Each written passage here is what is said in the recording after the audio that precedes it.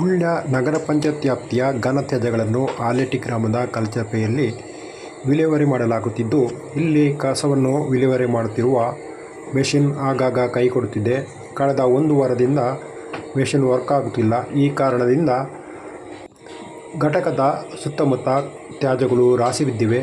ಇದರಿಂದ ಸ್ಥಳೀಯರಿಗೆ ಭಯಾನಕ ರೋಗ ಹರಡುವ ಭೀತಿ ಎದುರಾಗಿದೆ ಎಂದು ಸ್ಥಳೀಯರು ಆರೋಪಿಸಿದ್ದಾರೆ.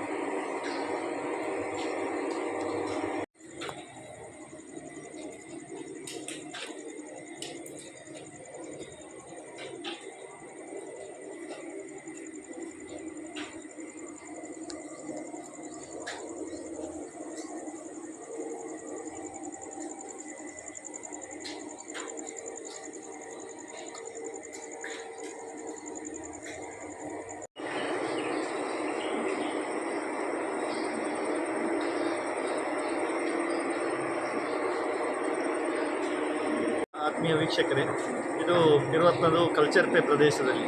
ಕಲ್ಚರ್ಪೆಯ ಸುಳ್ಯದ ಘನತ್ಯಾಜ್ಯ ವಿಲೇವಾರಿ ಘಟಕದಲ್ಲಿ ನಾವಿದ್ದೇವೆ. ಈ ಒಂದು ಮಳೆಗಾಲದ ಸಂದರ್ಭದಲ್ಲಿ ಒಂದು ಕಡೆ ವಿಪರೀತ ಮಳೆ, ಇನ್ನೊಂದು ಕಡೆ ವಿಪರೀತ ಸೊಳ್ಳೆಗಳ ಕಾಟ. ಈ ಪರಿಸರದಲ್ಲಿದ್ದ ಎಲ್ಲ ವಾಸಿಗಳಿಗೂ ಕೂಡ, ಸಾಧಾರಣ ಎಲ್ಲ ವಾಸಿಗಳಿಗೂ ಉಸಿರು ಆರೋಗ್ಯ ಹದಗೆಟ್ಟಂಥ ಸಂದರ್ಭ ನಾವು ಕಾಣ್ತಾ ಇದ್ದೇವೆ. ಪ್ರಾಯಶಃ ಅದಕ್ಕೆ ಕಾರಣ ಅಂತ ಹೇಳಿದರೆ, ಇಲ್ಲಿನ ಘಟಕದಿಂದ ಬರ್ತಕ್ಕಂಥ ಕೊಳಚೆ ನೀರು ಒಂದು ಕಡೆ ಹೋಗಿ ಇನ್ನೊಂದು ಕಡೆ ವಿಪರೀತ ಹೊಗೆ. ಈ ಘಟಕದಲ್ಲಿ ವಿಪರೀತ ಹೊಗೆ ಹೋಗುವುದರಿಂದ ಈ ಪರಿಸರದಲ್ಲಿ ಹೊಗೆ ತುಂಬಿ ಕೆಲವರಿಗೆ ಅಸ್ತಮ, ದಮ್ಮು ಇದ್ದವರಿಗೆ ಭಾರಿ ಕಷ್ಟ ಆಗಿದೆ. ಅವರು ಈಗ ಮೊನ್ನೆ ತಾನೇ ಆಸ್ಪತ್ರೆಯಲ್ಲಿ ಅಡ್ಮಿಟ್ ಆಗಿ ಮದ್ದು ತಗೊಂಡು ಬಂದವರು ಕೆಲವರಿದ್ದಾರೆ. ಹಾಗೆಯೇ ಈ ಪರಿಸರದಲ್ಲಿ ನೀವು ಕಾಣ್ಬೋದು, ವಿಪರೀತ ಅಲ್ಲಲ್ಲಿ ನೀರು ಸ್ಟಾಕ್ ಆಗಿದೆ. ಒಂದು ಕಡೆ ಕಸದ ರಾಶಿ ಇದರ ಕಟ್ಟಡದ ಮೇಲ್ಛಾವಣಿಯವರೆಗೆ ತಲುಪುವಂಥ ಪರಿಸ್ಥಿತಿ ಇನ್ನೊಂದು 2 ದಿನದಲ್ಲಿ ನಿರ್ಮಾಣ ಆಗುವುದರಲ್ಲಿ ಸಂದೇಹ ಇಲ್ಲ. ಬಹುಶಃ ಕಾರಣ ಅಂತ ಹೇಳಿದರೆ, ಈ ಒಂದು ವಾರದಿಂದ ಈ ಮಿಷನ್ ಇಲ್ಲಿ ವರ್ಕ್ ಆಗದೆ ನಿಂತಿದೆ.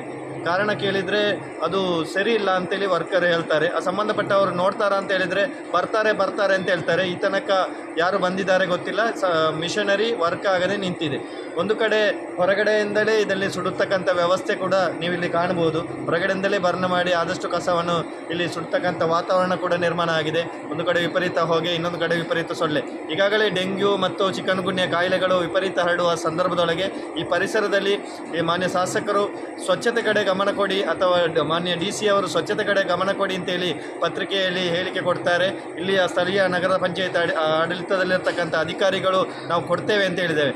ಒಮ್ಮೆ ಅಧಿಕಾರಿಗಳು ಆಗಿರ್ಬೋದು, ಶಾಸಕರು ಆಗಿರ್ಬೋದು, ಸಂಸದರು ಈ ಘಟಕಕ್ಕೆ ಬಂದು ಭೇಟಿ ಕೊಟ್ಟು ಇಲ್ಲಿ ವಾಸ್ತವ ಪರಿಸ್ಥಿತಿಯನ್ನು ತಿಳಿದು ನೋಡಲಿ ಅಂತೇಳಿ ನಾನು ಕೈಮುಗಿದ್ದು ನಿಮ್ಮಲ್ಲಿ ವಿನಂತಿಯನ್ನು ಮಾಡಿಕೊಳ್ತೇನೆ. ಇಲ್ಲಿ